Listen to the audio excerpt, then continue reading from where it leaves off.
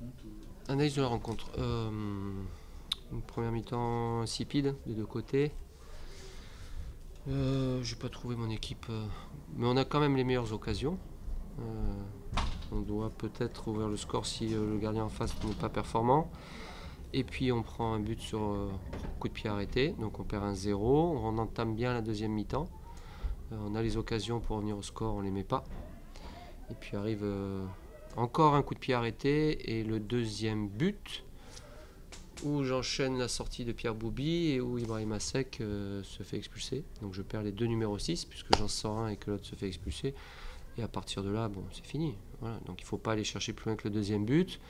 Le 3 et le 4 sont anecdotiques, mais c'est juste par rapport à l'opposition. Alors je respecte tout le monde, il n'y a aucun souci, mais par rapport à l'opposition, c'est juste pas normal ce qui s'est passé ce soir de perdre ne serait-ce que 2-0 sur deux coups de pied arrêtés.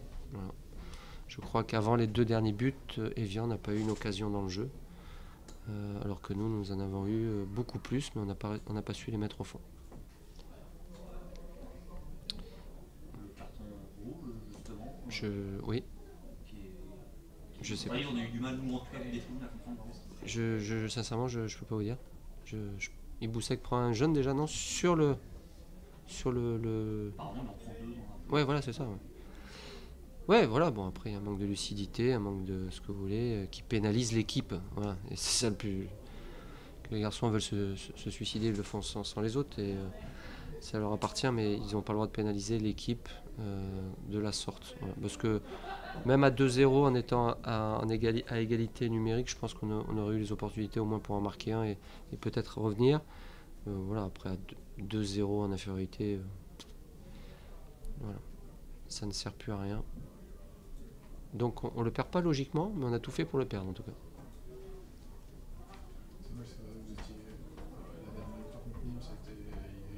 Non, mais c'était super. Contre Nîmes, c'était un match abouti dans le contenu, dans l'envie. On le gagne 1-0 alors qu'on doit le gagner fort logiquement, plus facilement. Et alors la trêve internationale nous a apparemment fait du mal, puisqu'on a eu du mal à remettre le train en marche ce soir, mais il y a eu des raisons. Hein. C'est qu'on n'est pas assez tueur devant le but avec les occasions qu'on a, où il y a un gardien en face qui est performant, et puis on fait preuve de laxisme ou de générosité sur les coups de pied arrêtés. Parce qu'à part ces deux coups de pied arrêtés, je vous dis jusqu'au 2-0, Evian a 0 occasion. Voilà. Donc, eux ont été réalistes en tout cas.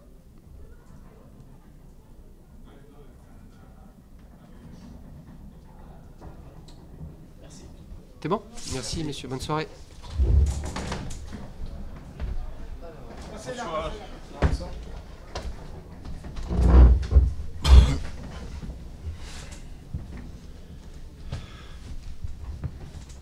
Salut. Ça y est, enfin, c'est la première victoire.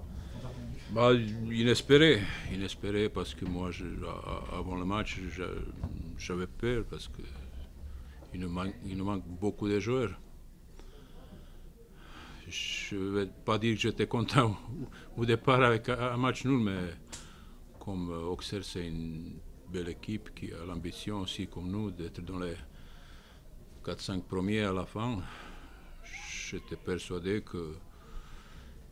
qu'on va souffrir jusqu'à la fin. Bon, heureusement, on avait la chance de marquer à la fin du premier mi-temps.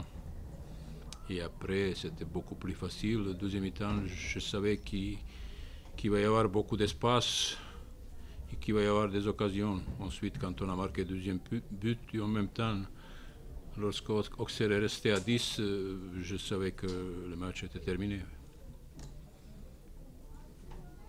Le score final est peut-être un peu plus élevé que la physionomie globale. Oui, certainement, mais c'est le deuxième but, surtout le carton rouge.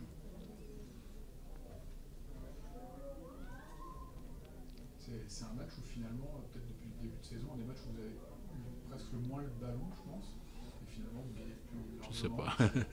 C'est paradoxal, non? Ah, c'est le football. Moi, j'ai dit tout à l'heure, dernier match, on prend le but à la 45e, ce soir on marque à la 40e. Il y avait penalty pour nous à la dernière minute contre Niort, on ne marque pas. Le match suivant, penalty contre nous, il marque, c'est comme ça. Ça vous soulage quand même de vivre cette Oui, c'est très important parce que les autres, surtout Metz, ils sont déjà à 9 points, il reste à 9 points, mais c'est bien qu'on a gagné pour s'approcher des autres. Mais il ne faut pas croire maintenant, ça y est, ça va partir, il faut se méfier, il faut faire attention parce que moi je me sers toujours d'expérience des autres. Il faut bien préparer le match à Paris maintenant et essayer de faire quelque chose. Vous aviez finalement dans la semaine, vous pensiez peut-être jouer à 3 défenseurs. J'ai pensé jusqu'à dernier moment. J'ai parlé ce matin avec Olivier Sorlan, avec Angoula et avec Aaron. C'était une des possibilités de jouer avec 3, mais je ne voulais pas parce que déjà jouer à 3, ça ne me plaît pas beaucoup. En plus, jouer à 3 derrière pour un match, je ne voulais pas. Et à partir du moment où j'ai demandé à Aldo d'être avant tout un défenseur, de ne pas monter beaucoup, de ne pas déborder, centrer, je savais qu'il ne peut pas y avoir de gros problèmes. C'est un peu dans le même profil que Betao, quoi. Oui. J'avais une autre possibilité de mettre associé à Angoula et Aaron et mettre Olivier au milieu, mais c'est aussi pour un match. Après revenir prochain, je dis non. Mais j'ai discuté avec eux ce matin, ils ont dit c'est vous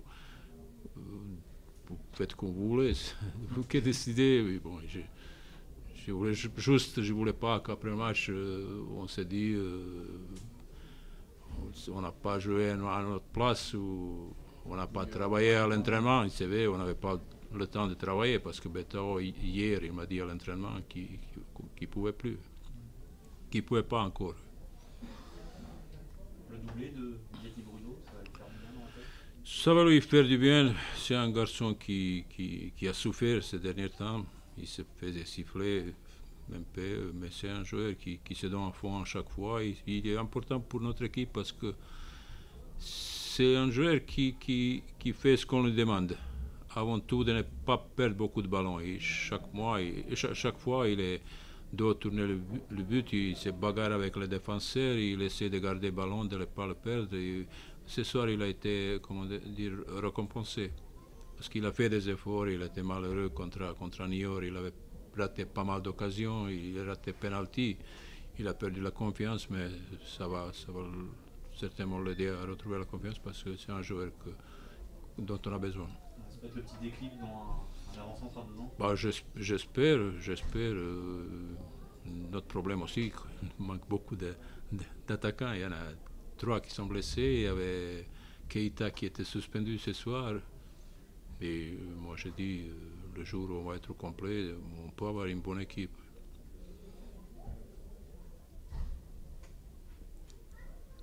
Vous allez en fait le costard pour les prochains matchs? Bah, vous me verrez de temps en temps en costume, la plupart du temps en survêtement, parce que je me sens beaucoup plus à l'aise quand je mets le survêtement. Pourquoi vous avez pas envie de costume aujourd'hui? Bah, parce que de temps en temps je le mets. En plus, ce soir il faisait frais, il faisait pas très chaud au mois d'août, c'est difficile.